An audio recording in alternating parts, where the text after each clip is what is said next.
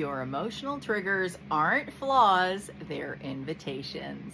Today, we're continuing our shadow work series and we're talking about working with feelings. And again, if you've seen any of the previous ones, you'll know that for me, what typically prompts my shadow work is when I notice a heightened, triggered state come up. So a feeling is popping up that feels really acute. And that to me is a flag. And so the first thing that I want to talk about is just the basic principle of learning from your emotions. And I have a diagram, of course, about that because you know I love a good diagram.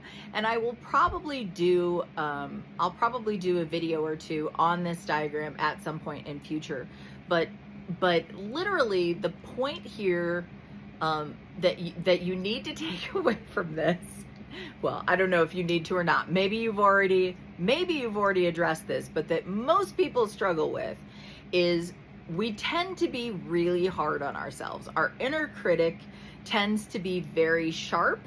And actually, I just shared a point to ponder that was talking about, that it sometimes helps to think about how would I speak to my best friend if this was them going through it, as opposed to thinking of yourself, because we tend to be very hard on ourselves. At least most of the people that I have talked to, that seems to be a consistent pattern. And so I would say that the very first thing that you need to address, if you have not done so already, is to learn to witness your feelings with curiosity and not judgment. You really do need to look at your feelings as data points, because that is what they are. So they are giving you information. And if you are in an untriggered state, right? So what I mean by that is not triggered by your emotions. So your emotion might be triggered, but it doesn't mean that you can respond to it from a grounded state, not from a triggered response to your trigger, if that makes sense. So basically, if something happens, if I get triggered by something someone says to me, rather than beating myself up and thinking like, oh, I'm so stupid, why do I always feel that way? Why am I letting them do this to me? And blah, blah, blah, blah, blah, and like getting all like angry. And again, so bringing it back to elevated thought, right? That's going to be in a constricted, or at the very least a hindered state, because we're beating ourselves up. So we're in that low energy, rather than trusting that this is coming up for a reason, because it's time for me to address this, right? So that's going to be the unhindered response to that emotion. So when you're able to look at your emotions from that place of curiosity without judgment,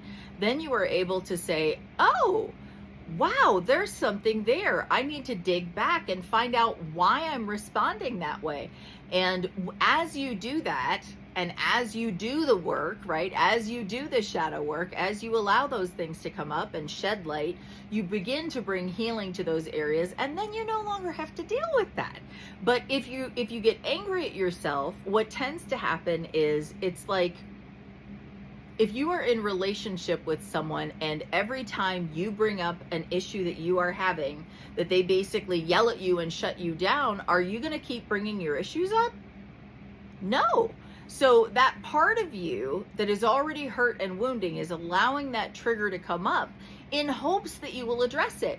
And if your response is to be like, I'm so stupid, why am I like that? You're literally yelling at this hurt, broken part of you. And so the hurt, broken part of you, I just want to hug it. You say, oh, I'm so sorry.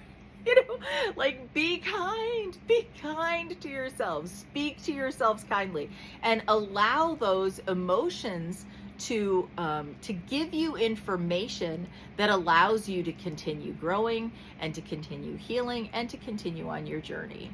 Anyway, hopefully that helps somebody today. Next, we're going to be talking about how you take those feelings and chase them back to the beliefs that you have. Hopefully you're as excited about this series as I am, and have an awesome day.